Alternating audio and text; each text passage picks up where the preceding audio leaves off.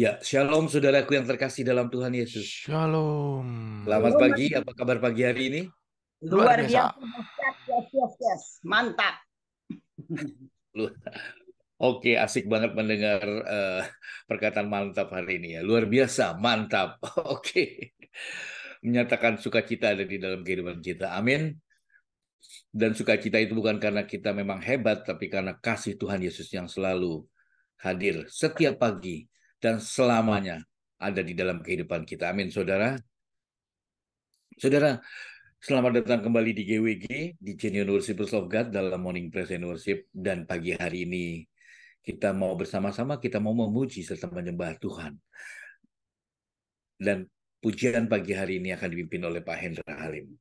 Serta kita akan mendengarkan pesan lewat kebenaran firman Tuhan yang akan disampaikan oleh Bapak Ongki Hananto. Shalom, selamat pagi Pak Ongki, apa kabar pagi hari ini?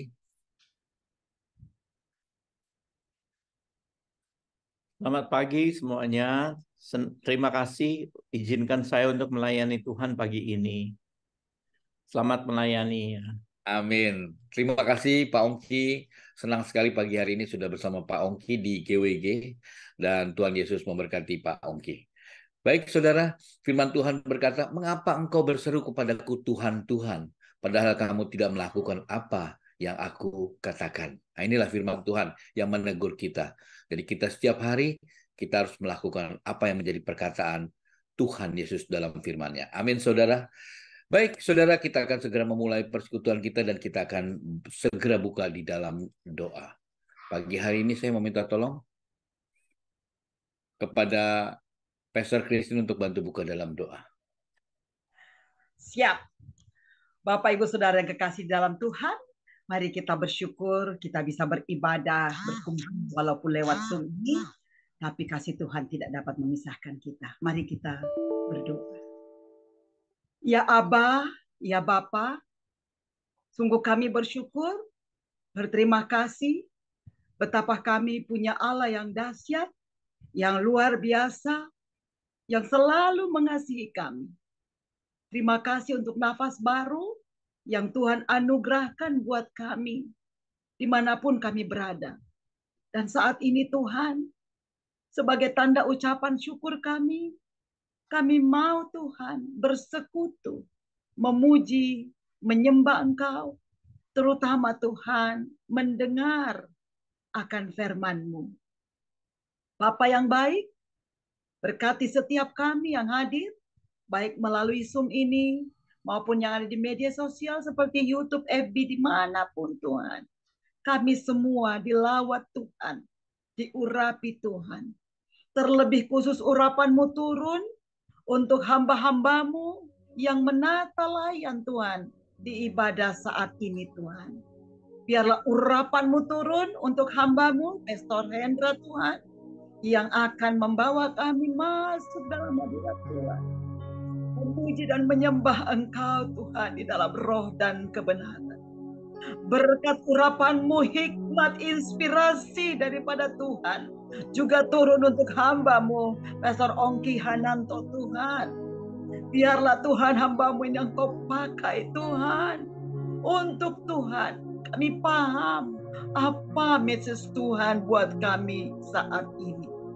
Juga hamba-hamba-Mu Tuhan yang menata layan seperti Pak Hendro Tuhan yang menjadi host Tuhan, bahkan pendoa-pendoa Tuhan. Tuhan, tidak ada satu pun yang Engkau lewatkan dari kami. Engkau urapi kami, Engkau lawat kami. Di dalam nama Tuhan Yesus, biarlah ibadah kami ini dari awal, pertengahan, hingga pada akhirnya, jadilah dalam nama Bapa, Putra dan Roh Kudus, yaitu di dalam nama Tuhan Yesus Kristus. Kami semua siap beribadah. In Jesus' mighty name we pray. Haleluya. Amen. Amin. Terima kasih Pastor Christine dan selamat beribadah. Tuhan Yesus memberkati.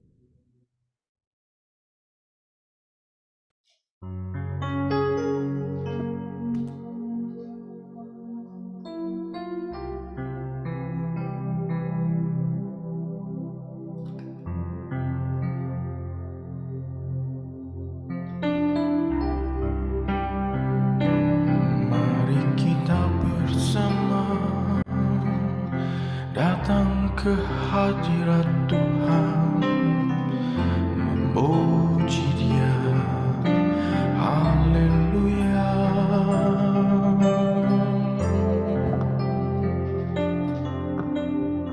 Bukan dengan kekuatanku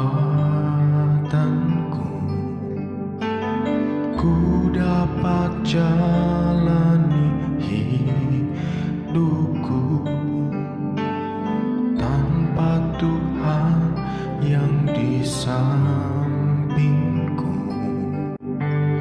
ku tak mampu sendiri.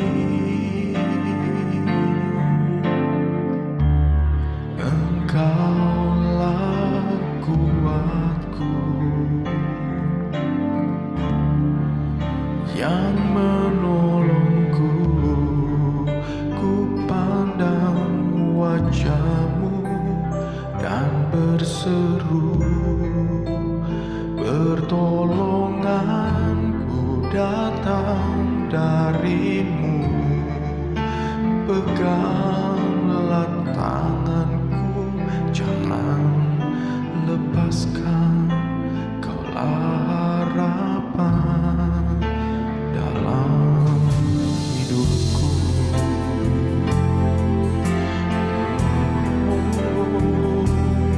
Kaulah satu-satunya harapan kami. Bukan dengan kekuatanku ku dapat jalani hidupku, tanpa Tuhan yang di sampingku ku tak mampu sendiri. Engkaulah kuatku yang menopangku. Ku pandang wajah-Mu dan berseru, pertolonganku datang dari-Mu.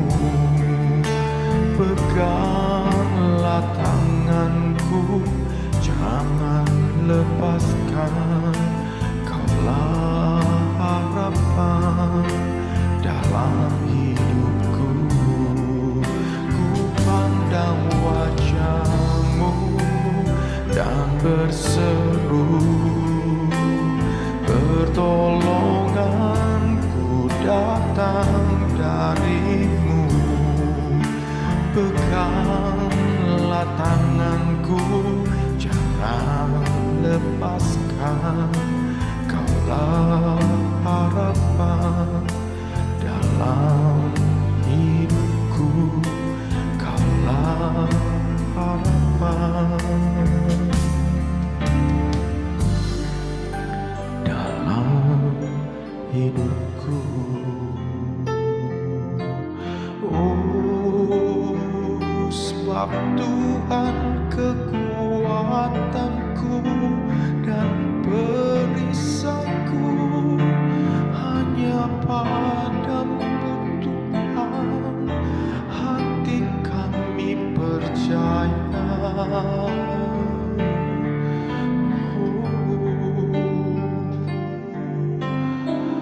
Tuhanlah kekuatan umat-Nya, benteng keselamatan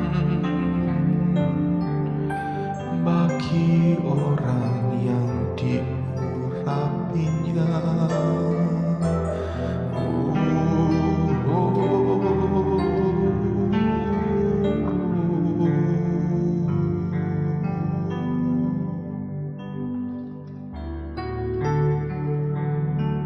Sebab itu kami mau menggunakan kesempatan dalam hidup ini dengan sebaik-baiknya. Sebab tidak ada satu detik pun yang dapat diulangi dalam hidup ini. Semua yang telah berlalu tidak pernah bisa kembali. Ajar kami Tuhan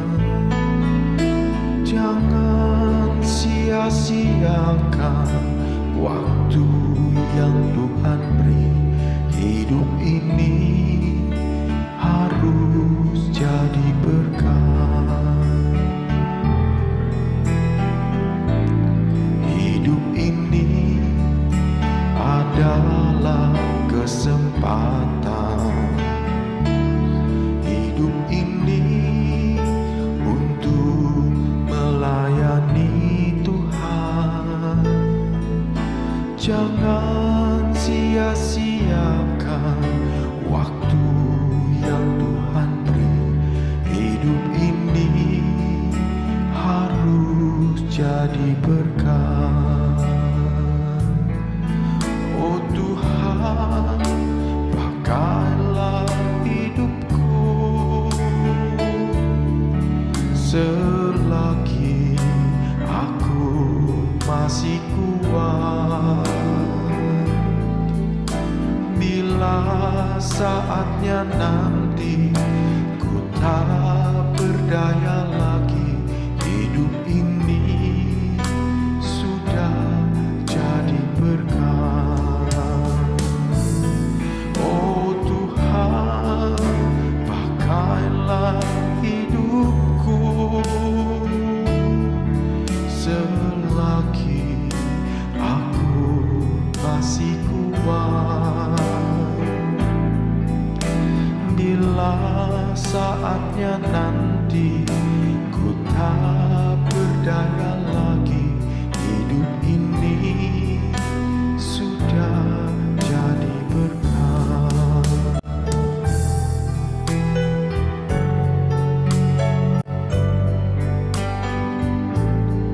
Hidup ini adalah kesempatan. Hidup ini untuk melayani Tuhan. Jangan sia-siakan waktu yang Tuhan beri. Hidup ini harus jadi berkat. Oh Tuhan, pakailah hidupku selagi aku masih kuat.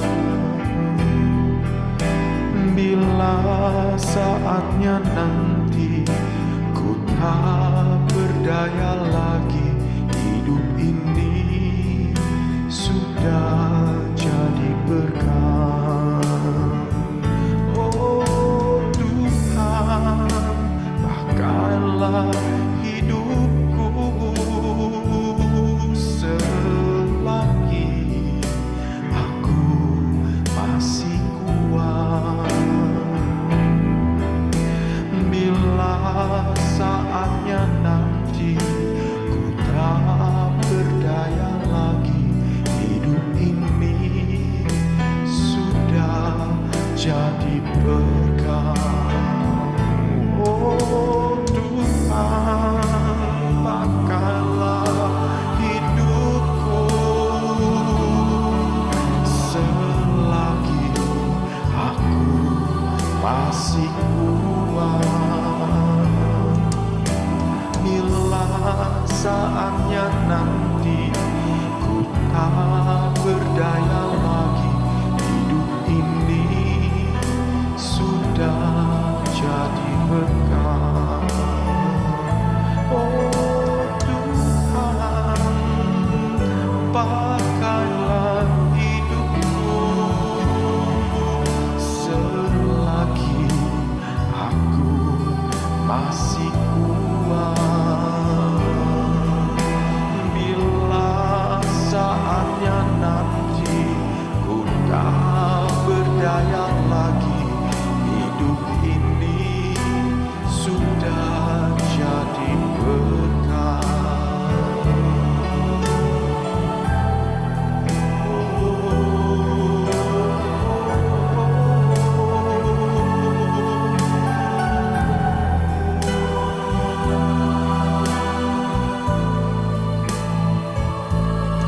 Hidup ini adalah kesempatan. Hidup ini untuk melayani Tuhan. Jangan sia-siakan waktu yang Tuhan beri. Hidup ini harus jadi berkat. Oh Tuhan, pakailah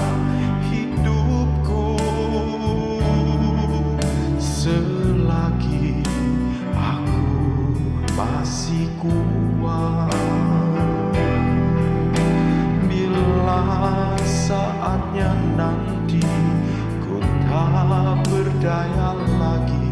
Hidup ini sudah jadi berkah.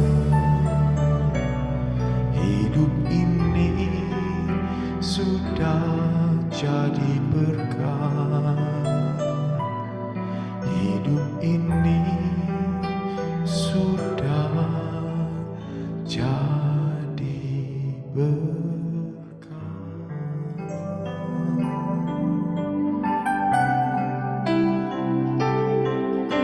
Oleh sebab itu ya Tuhan, kami mau menyenangkan-Mu dalam hidup yang Kau anugerahkan kepada kami.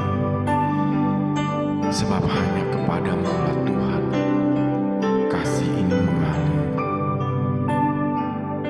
Terima kasih Yesus.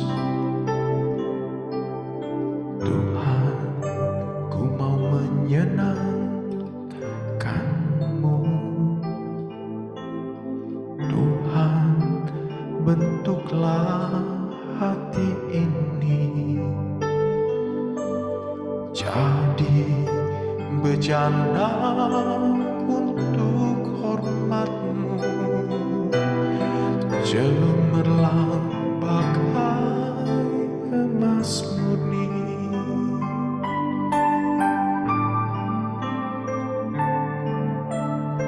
Tuhan, ku serahkan hatiku, semua ku berikan padamu.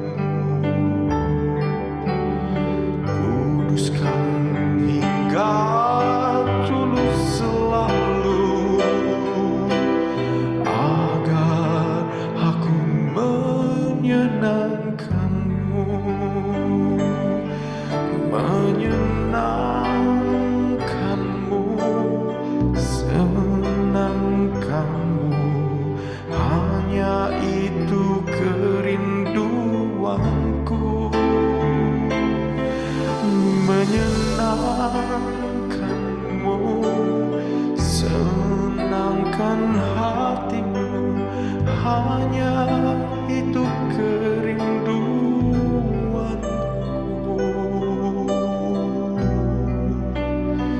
Sebab Engkau memberitahukan kepada kami jalan kehidupan. Di hadapan-Mu ada sukacita yang berlimpah-limpah. Tuhan itu hidup. Terpujilah gunung batuku, dan mulialah Allah penyelamatku.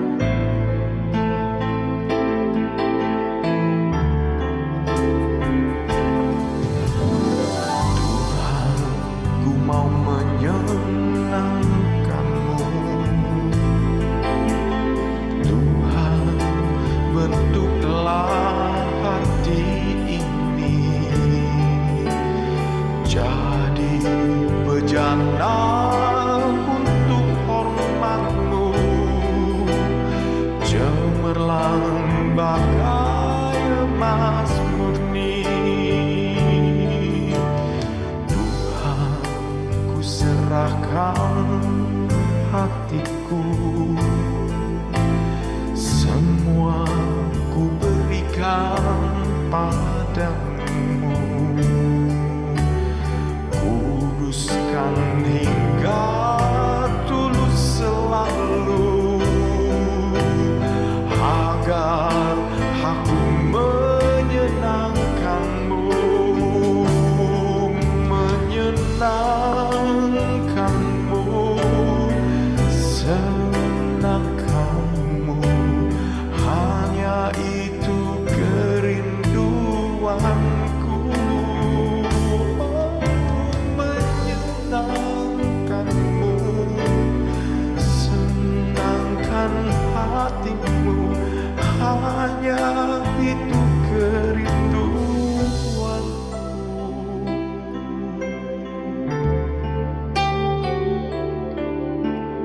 Tuhan, ku mau menyenangkan-Mu. Tuhan, bentuklah hati ini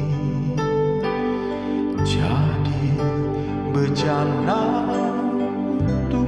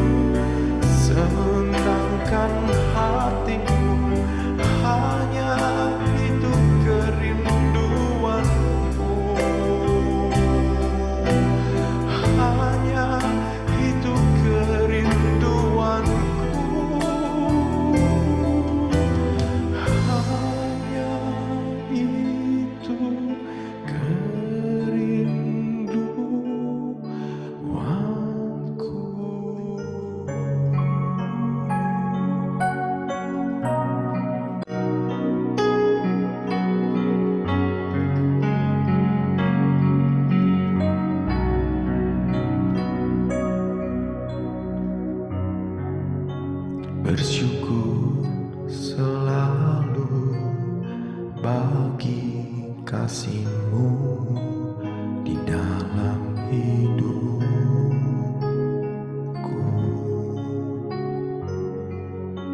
Tak akan ku ragu atas rencana-Mu untuk masa depanku.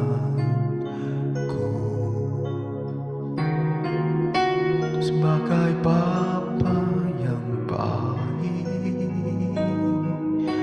takkan pernah Kau melupakanku.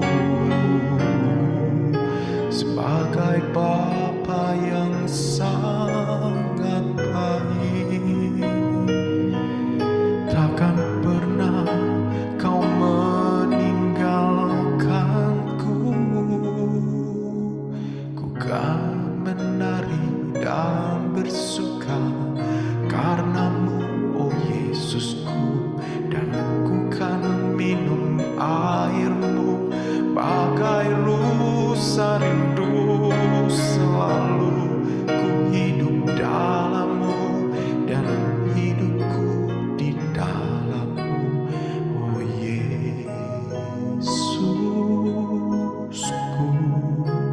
Kau sangat ku cinta.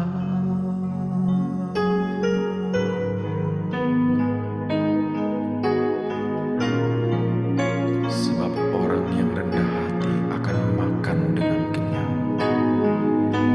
Orang yang mencari Tuhan akan memuji-muji Dia.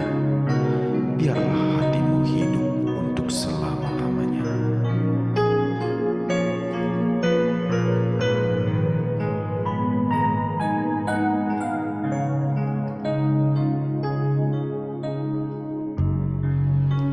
Bersyukur selalu bagi kasih-Mu di dalam hidupku.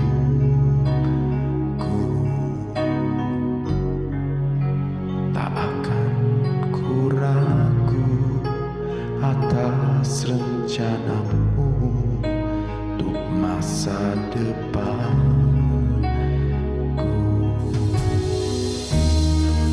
Sebagai Bapa yang baik, takkan pernah Kau melupakanku.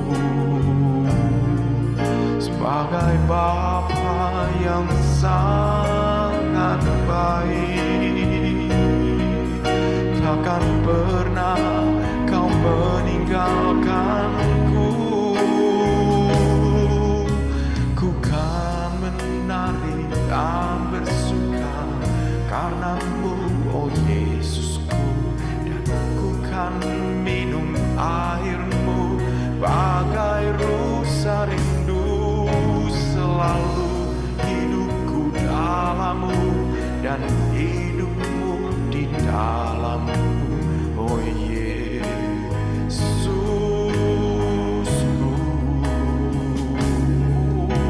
Ku kan menari dan bersuka karena-Mu, oh Yesusku, dan ku kan minum air-Mu bagai rusa rindu. Selalu hidupku dalam-Mu dan hidupku di dalam-Mu, oh Yesusku.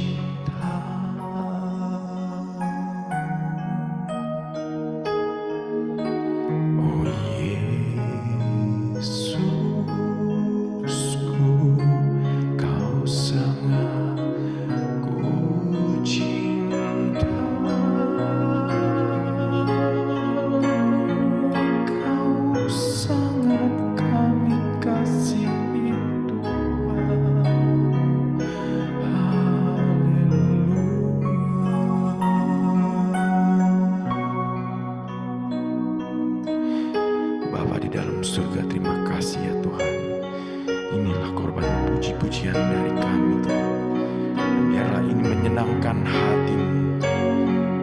Kami percaya Tuhan Kau ada di tengah-tengah kami saat ini.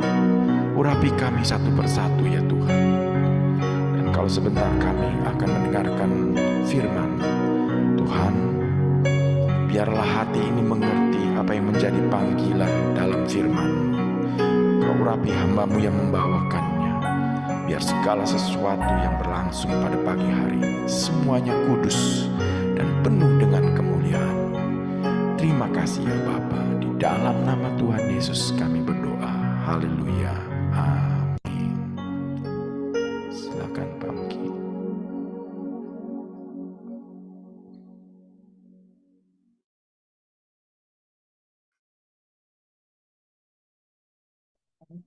Selamat pagi Bapak dan Ibu Saudara sekalian. Selamat pagi. Saya mau share screen. Ya. Oke.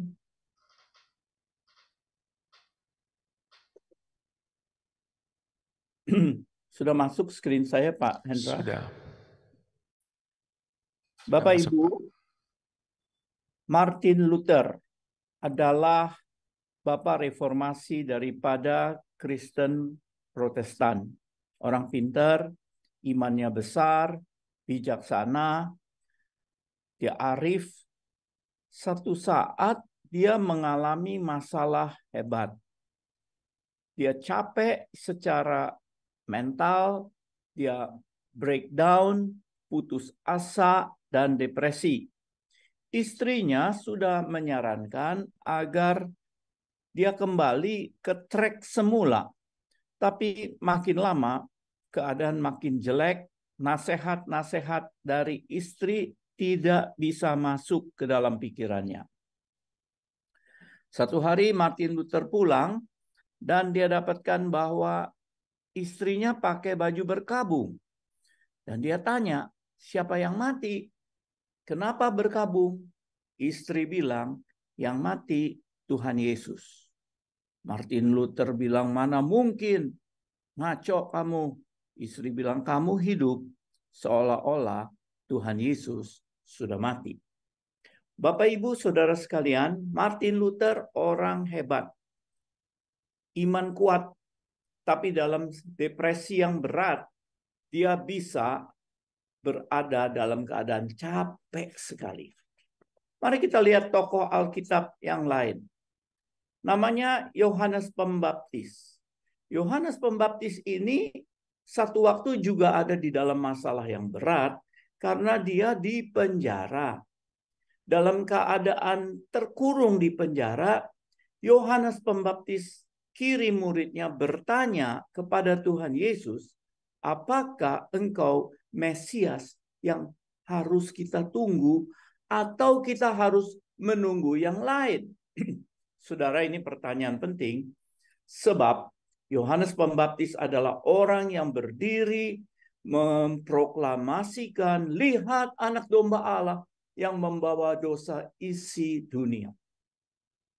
Kalau Martin Luther yang hebat, kalau Yohanes Pembaptis yang luar biasa, bisa down, bisa capek dalam hidup, apakah kita juga bisa capek?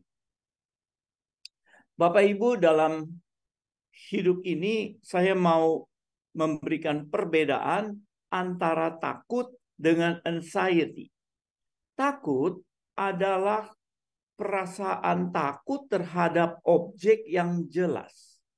Misalnya Ibu Christine takut kecoa. Itu takut, objeknya jelas, kecoa. Tapi anxiety adalah rasa takut yang objeknya tidak jelas, dan objeknya yang tidak jelas ini bisa seolah-olah meramal masa depan, keadaan besok yang makin jelek. Seolah-olah mikirnya, wah besok pasti lebih jelek. Nah, takut dan anxiety ini banyak sekali menimpa kita selama COVID, sesudah COVID. Sekarang di Jakarta udaranya begitu jelek. Kemarin teman lapor, kalau hidup di Jakarta itu satu hari seperti isep 122 batang rokok jeleknya. takut dan anxiety ini bisa membuat kita capek dan bisa menghasilkan satu keadaan yang namanya panic attack. Panic attack adalah rasa takut yang hebat, yang tiba-tiba muncul, yang tidak tahu kenapa sebabnya, seperti masa-masa menjelang serangan jantung. Keringetan, takut, bingung, jalan kian kemari. Bapak Ibu, pada waktu keadaan sekarang ini, dalam keadaan banyak masalah, banyak kesulitan, tolong ingat bahwa kita tidak lebih baik daripada Martin Luther. Tolong ingat bahwa kita juga bisa seperti Yohanes Pembaptis. Tapi hari ini saya mau membawa kabar baik. Kabar baik ada dari kitab Pengkhotbah. Akhir suatu hal lebih baik daripada awalnya. Ini prinsip sangat penting. Yang akhir lebih penting, lebih baik daripada awal. Finish lebih penting daripada start. Percuma kalau mulainya bagus, kemudian berakhirnya jelek. Kasih contoh. Anak kecil. Start bagus. Papa mama sayang, sekolahkan yang baik, les musik, les Mandarin, les macam-macam. Akhirnya, awalnya bagus. Tapi akhirnya dia jadi kriminal. Dia jadi wanita tidak baik. Awalnya bagus, akhirnya jelek. Contoh lain, orang kawin. Awalnya bagus, pesta besar di hotel, habis ratusan juta. Berakhir dengan berantem terus dan bercerai. Akhir suatu hal lebih penting daripada awal. Saya ingin menyampaikan pendapat daripada Rasul Paulus. Dia bilang begini, aku telah mengakhiri pertandingan dengan baik. Aku telah memelihara iman. I have fought the good fight. I have finished the race. I have kept the faith. Rasul Paulus menulis ini di penjara pada waktu menjelang akhir daripada hidupnya. Dan dia bilang, menjelang finish, saya sudah jalani pertandingan dengan bagus, saya selalu pelihara iman. Dengan perkataan lain, bahwa dia akan masuk dalam finish yang baik. Saudara, Rasul Paulus ini suka sekali membandingkan hidup kita, perjalanan hidup kita, seperti pertandingan lari. Bukan sprint, ya, bukan lari 100 meter. Cepat, treko dalam istilah Alkitabnya. Begitu, tapi lari konstan dalam waktu yang lama. Hidup kita adalah pertandingan lari yang panjang seperti maraton. Larinya lama, jalannya panjang. Yang diadu di sini bukan adu cepat, tapi adu tekun.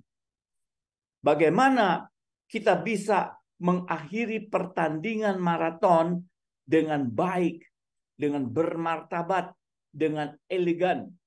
Kita harus tahu finishnya di mana. Kalau kita tidak tahu finishnya di mana, itu seperti emak-emak naik taksi. Dia masuk taksi, taksi tanya, ibu mau kemana? Dan dia bilang, jalan deh, jalan aja. Supir taksi bilang mau ke kiri, mau ke kanan, pokoknya mau-maunya kamu, jalan saja. Supir taksi bilang, ini ibu mau kemana? Capek deh, ibu ini nggak tahu finishnya. Kita harus tahu finishnya, saudara. Sebab kalau kita tidak tahu finishnya, maka banyak masalah akan muncul. Beberapa tahun yang lalu di satu daerah yang kumuh di Jakarta, ditulis di koran, di media sosial tentang sebuah keluarga yang terdiri daripada ayah, ibu, anak 2. Mereka punya bengkel dan mereka sebetulnya cukup sukses, tetapi karena tekanan ekonomi, mereka kemudian bangkrut. Ya. Pinjam uang di bank, tidak bisa bayar, hutang di mana-mana, dan tiap hari keluarga ini diteror oleh debt collector. Mereka tidak bisa keluar rumah, karena tidak bisa sekolah, tidak bisa belanja, karena di depan ada belasan debt collector yang tuntut mengembalikan uang. Setelah berhari-hari tidak bisa makan, listrik mati, air mati, ayahnya ini kemudian mengambil keputusan drastis. Dia bunuh istrinya, dia bunuh kedua anaknya, dan kemudian dia bunuh diri. Ini jadi berita besar di Jakarta. Satu keluarga bunuh diri bersama-sama karena tekanan ekonomi. Saya ingin mengajak Bapak dan Ibu untuk berandai-andai. Misalnya, 2 minggu sebelum dia bunuh diri, datang berkunjung ke rumahnya Bapak Budi Hartono. Budi Hartono ini adalah owner daripada grup Jarum, orang paling kaya di Indonesia. Kita berandai-andai bahwa Pak Budi Hartono bilang kepada Bapak ini, Pak, kamu dalam keadaan susah, saya bantu kamu. Kamu tiap bulan saya beri kepada kamu 20 juta. Sebagian kamu bayar utang, sebagian kamu hiduplah. Kemudian anak kamu yang besar, yang laki itu pintar, saya kirim dia ke Amerika. Saya bayar uang sekolahnya sampai dia selesai dan dia berhasil dalam hidup. Yang perempuan jangan sekolah, kerja di grup saya. Dia akan terima gaji yang baik, dia akan terima sopir dan mobil. Saudara, kalau saudara berandai-andai, 2 minggu sebelum mereka bunuh diri, Pak Budi Hartono datang menawarkan ini. Apa menurut saudara mereka bunuh diri? Rasanya tidak. Sebab apa? Sebab dia tahu finishnya bagus. Dia tahu hasilnya baik. Saudara, saya punya istri. Waktu hamil anak pertama itu 33 tahun yang lalu, dia kesakitan. Pagi-pagi saya bawa dia ke rumah sakit, diketawain sama suster. Suster bilang, masih lama. Jadi dia pulang. Kemudian sepanjang hari sakit, sore-sore saya bawa lagi ke rumah sakit. Dan terjadilah peristiwa yang tidak enak di situ. Dia kesakitan, dia aduh. Saya temani dia di dalam kamar tunggu. Dia cengkeram tangan saya, dia coret tangan saya. Dia bilang, aduh. Saya bilang, iya tahu. Dia bilang, tahu apa? Sakit. Aduh. Terus dia sampaikan sebuah pernyataan. Dia bilang, pertama dan terakhir, saya tidak mau punya anak lagi. Sakitnya luar biasa. Kamu nggak ngerti. Paginya setelah sepanjang 12 jam dia kesakitan, lahirlah anak kami yang pertama. Namanya Kenneth. Baby yang bagus, baby yang sehat. Kami bersuka cita, berterima kasih atas kemurahan Tuhan. Dan 1 tahun kemudian istri saya hamil lagi. Padahal dia bilang, saya nggak mau hamil lagi. Saya nggak mau, udah terakhir. Kenapa? Karena bagus. Babynya bagus, hasilnya bagus. Nah saudara, kalau kita tahu akhir, kita tahu tujuan hidup kita, maka kita akan kuat hadapi kehidupan. Apabila kita tahu finishnya di mana, akhirnya bagaimana, maka kita sekalipun menderita, sekalipun frustrasi, biar teradu-adu, tetap ada semangat, tetap ada gairah, tetap ada harapan. Sebab kita tahu tujuan hidup kita. Apa tujuan hidup kita? 1 Petrus pasal 1 ayat 3-5. Dan pujilah Allah dan Tuhan, Bapa Tuhan kita Yesus Kristus, yang karena rahmat-Nya yang besar telah melahirkan kita kembali oleh kebangkitan Yesus Kristus dari antara orang mati kepada satu hidup yang penuh pengharapan, untuk menerima satu bagian yang tidak dapat binasa, yang tidak dapat cemar, dan tidak dapat layu, yang tersimpan di sorga bagi kamu. Jadi ini adalah finish kita, bahwa kita disediakan satu tempat yang istimewa, yang tidak bisa cemar, yang tidak bisa layu, yang tersimpan di sorga bagi kita. Tetapi perhatikan ayat 5, yaitu kamu yang dipelihara dalam kekuatan Allah karena imanmu, sementara kamu menantikan keselamatan yang telah tersedia untuk dinyatakan pada akhir zaman. Kita menunggu surga, kita menunggu hasil akhir, tetapi sementara kita masih ada di dunia ini, kita dipelihara dengan kekuatan Allah. Ini finish kita. Ini tujuan hidup kita. Terima satu bagian yang tidak layu, yang tidak cemar, yang tidak binasa. Terima sorga. Tetapi selama kita hidup di dunia, kita dijanjikan dipelihara dengan kekuatan Allah. Dijagain, dipelihara, ditolongin. Tadi saya bilang bahwa hidup kita seperti kata Rasul Paulus, pertandingan lari maraton.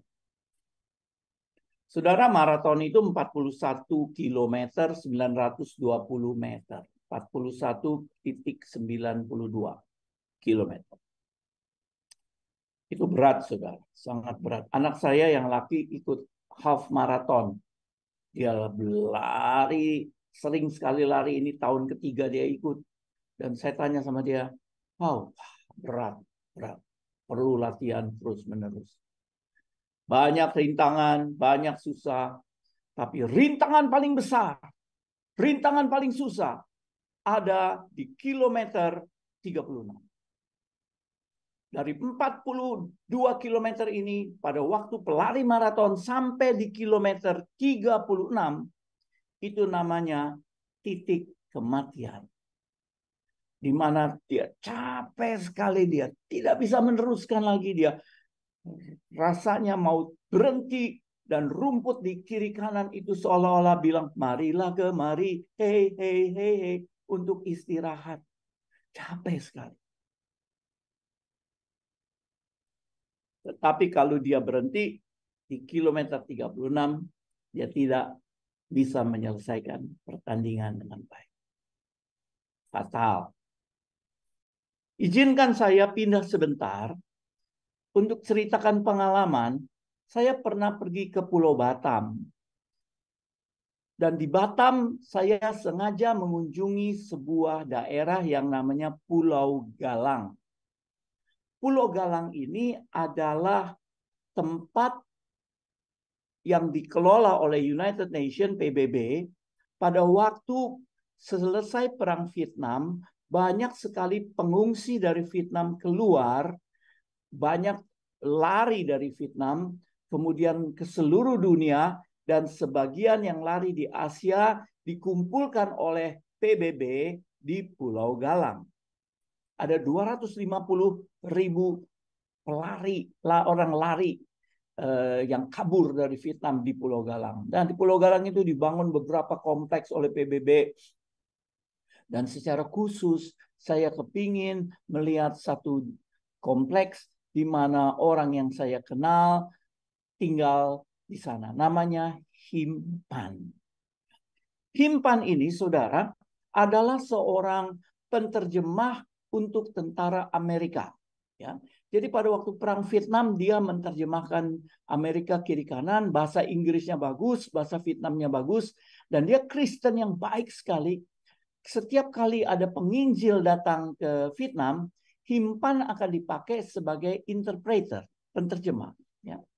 Dan pada waktu tentara Amerika kabur daripada Vietnam kala perang, komunis berkuasa, Himpan tidak bisa ikut ke Amerika. Dan dia ditangkap, bersama banyak orang yang dianggap sebagai pengkhianat bangsa. Dan karena dia pandai, karena dia punya pengalaman yang membantu Amerika, membantu dunia terbuka, Kristen, maka dia dikerjain habis-habisan. Dia masuk ke sebuah kamp yang sangat keras, di mana komandannya itu benci betul sama Himpan.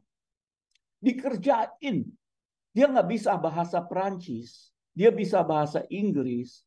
Dikasih buku komunis, disuruh hafal peribahasa-peribahasa komunis dalam bahasa Perancis. Kalau nggak bisa, dia dihajar habis-habisan. Pagi, siang, malam, tidak ada alasan. Dia dihajar. Satu waktu, saudara, dia nggak tahan. Dia sampai ke titik 36 daripada hidup. Dia bilang, Tuhan, saya nggak tahan. Tuhan Yesus, saya minta ampun. Hari ini, terakhir saya jadi Kristen. Besok, saya akan mengaku saya bukan orang yang ikut Tuhan. Sore itu, saudara, waktu dia lagi bisa ngaso, komandan panggil. Apalagi, komandan suruh dia masuk ke tangsi komandan. Di situ ada sebuah WC. WC untuk perwira. Dan disuruh bersihin itu WC.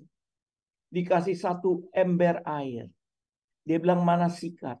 Tidak ada sikat. Mana lap? Tidak ada lap. Bagaimana bersihin? Pakai tangan. Dan WC itu tidak terlalu bersih. Sudah dipakai sepanjang hari. Dan dia masuk ke dalam WC. Dia bersihkan WC. Pakai tangan. Dan dia bilang, Tuhan, hari ini terakhir. Saya jadi Kristen. Besok saya stop jadi Kristen. Tiba-tiba dia lihat di pojok ruangan itu ada tempat sampah. Rupanya di situ ada kertas tisu yang nggak jadi dicemplung dalam WC tapi dibuang di sana. Nah, dia bilang daripada pakai tangan dia ambil itu kertas tisu. Dan waktu kertas tisu itu dia buka, waktu beberapa lembar kertas tisu itu dia lihat, ternyata itu adalah lembaran Alkitab. Dan waktu dia lihat ayatnya, dia lihat Roma. Siapakah yang dapat memisahkan kita dari kasih Kristus? Penindasan, atau kesesakan, atau penganiayaan, kelaparan, telanjang, bahaya pedang, baik maut maupun hidup, baik malaikat, pemerintah yang akan datang maupun sekarang, kuasa-kuasa baik di atas maupun yang di bawah, maupun segala sesuatu makhluk lain, tidak akan dapat memisahkan kita dari kasih yang ada dalam Kristus Tuhan kita. Ayat ini seolah-olah jawaban daripada Tuhan pada waktu dia ada di kilometer 30. Dan dia bisa melanjutkan perjalanan hidupnya.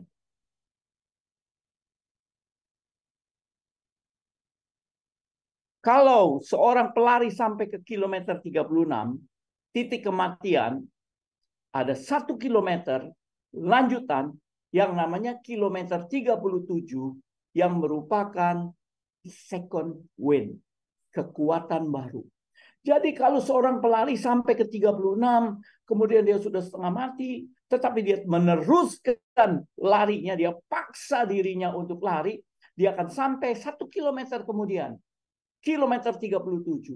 Dan kilometer ini adalah satu titik di mana tiba-tiba dia terima kekuatan baru. Dia terima semangat baru. Dia terima pertolongan-pertolongan yang kelihatannya adikodrati. Secara ilmiah, ini bisa dijelaskan karena pada waktu tubuh begitu capek, pada waktu tubuh begitu habis-habisan, maka di dalam otak kita akan tumbuh, muncul suatu hormon yang namanya endorfin. Ya. Endorfin ini adalah hormon enak, hormon yang kita lakukan setelah kita menyelesaikan satu yang tugas. Juga ada hormon dopamin. Hormon yang endorfin, dopamin ini adalah hormon-hormon enak yang muncul pada waktu kita begitu capek tetapi berusaha terus. Juga ada serotonin. 3 hormon yang enak ini muncul. Itu sebabnya kenapa orang yang suka main tenis itu kecanduan tenis, saudara. Sebab pada waktu mereka main tenis, mereka capek, muncul hormon-hormon ini. Pada waktu orang pergi ke gym, tiap hari pergi ke gym, muncul hormon-hormon ini pada waktu mereka capek luar biasa. Nah, saya mau pindah sebentar ke cerita Himpan karena ini menarik sekali. Saya tidak ketemu dia punya bangsal, saya tidak ketemu tempat di mana RT RW-nya dia. Tapi saya berbicara dengan beberapa petugas yang ada di sana. Mereka bilang Pulau Galang sekarang kosong, tidak ada orang, dikuasai oleh UN Nation. Ya, PBB masih tetap menyewa Pulau Galang. Setiap hari masih ada orang datang dari berbagai dunia untuk ziarah. Ya. Ada banyak sekali kematian di sana, banyak sekali perkosaan. Kemudian penjaganya bilang, Pak, kalau malam ya, di sini serem, suasananya, auranya sangat negatif. Apa yang terjadi dengan Himpan? Himpan akhirnya keluar daripada camp, kemudian hidup sebagai orang biasa, diawasi, dan bersama dengan keluarganya, dia bermaksud untuk kabur dari Vietnam dengan mendirikan perahu. Bersama keluarganya, dia bikin perahu ini. Sebuah perahu yang akan membawa lebih dari 20 anggota keluarga keluar, bikinnya di tempat tersembunyi, tidak ada yang tahu. Tapi pada satu malam datang 3 orang, kalau saya tidak salah 3 orang polisi rahasia. Dan mereka masuk ke tempat Himpan, mereka bilang, di mana perahu yang kamu bangun? Himpan bilang, kami nggak bikin perahu. Kemudian dipaksa. Dia nggak mau ngaku, dia bohong kiri, dia bohong kanan. Dan 3 polisi itu meninggalkan rumahnya, tidak ketemu bukti. Waktu polisi itu pergi, hatinya tergetar oleh kebohongan yang tadi dia bilang. Saya bohongnya kelewatan, saya dosa. Jadi dia lari keluar, dia panggil itu 3 polisi. Dia bilang, Pak, sorry. Kami bangun. Rasa bersalah, guilty feeling karena bohongnya. Dan dia selama ini jadi Kristen yang berusaha hidup benar. Dia bilang, kami bangun. Dia bawa itu, bapak-bapak 3 lihat perahu yang sedang dibangun. Dan dia bilang, tangkap saya, Pak. Tangkap saya. Ketiga polisi itu bilang, kami nggak mau tangkap, kami mau ikut. Dan akhirnya mereka ikut 3 orang asing, 3 orang bukan anggota, naik perahu dan keluar dari Vietnam. Saudara tahu apa yang terjadi? Selama perjalanan itu, badai tiap hari. Semua anggota keluarga nggak ada yang tahan. Semua terkapar, nggak bisa pegang kemudi. Tapi siapa yang memegang kemudi, siapa yang mengatur kapal masih bisa tetap terapung? 3 orang itu. Haleluya. Saudaraku, kilometer 37. Kekuatan baru.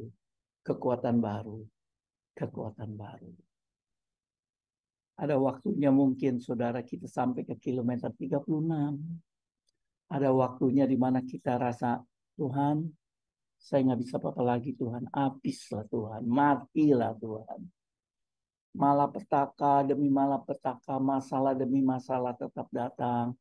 Doa seolah-olah tidak dijawab. Tuhan, kami capek.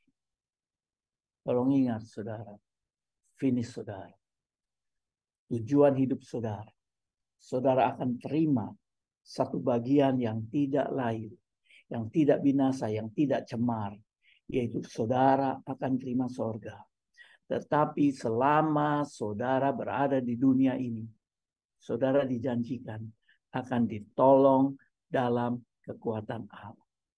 Itu second wind, saudara. Itu yang membuat saudara semangat, bisa bangkit kembali. Haleluya. Tuhan Yesus memberkati saudara. Haleluya.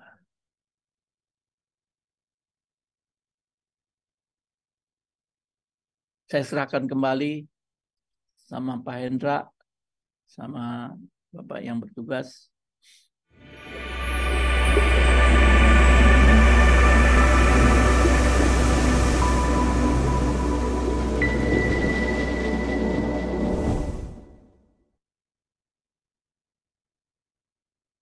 Ya, terima kasih kepada